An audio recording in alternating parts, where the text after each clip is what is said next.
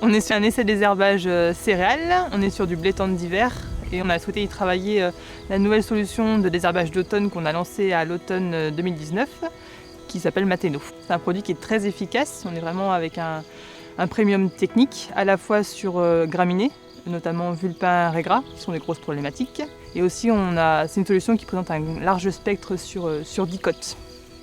On a un produit qui est souple d'utilisation, ce qui va permettre de pouvoir le positionner en fonction des conditions de l'année, soit en pré, soit en post, principalement à une feuille, en fonction des conditions annoncées, notamment des conditions pluviométriques annoncées.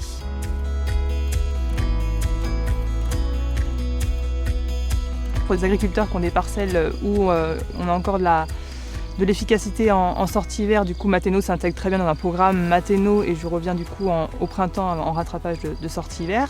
Et il peut également s'intégrer dans un programme double automne pour des agriculteurs qui ont des parcelles où on a de la résistance en sortie hiver et où ces solutions ne peuvent plus être utilisées.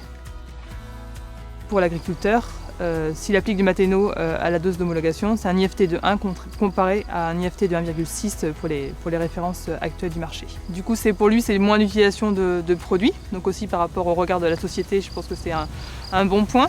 Et aussi, du coup, pour lui, en termes de praticité aussi, c'est un seul bidon à manipuler lors de la préparation de sa bouillie, contrairement à 2 voire 3 bidons à manipuler et à vider pour réaliser son traitement.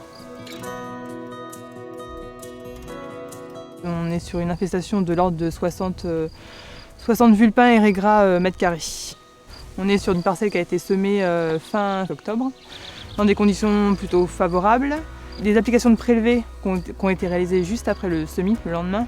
Et pour l'application de post-levée précoce qui s'est donc fait à une feuille, elle a été faite début novembre, donc également dans des conditions plutôt bonnes, avec une bonne humidité au sol qui fait que les produits ont plutôt bien répondu sur cette parcelle. Je l'ai positionné sitôt le semis.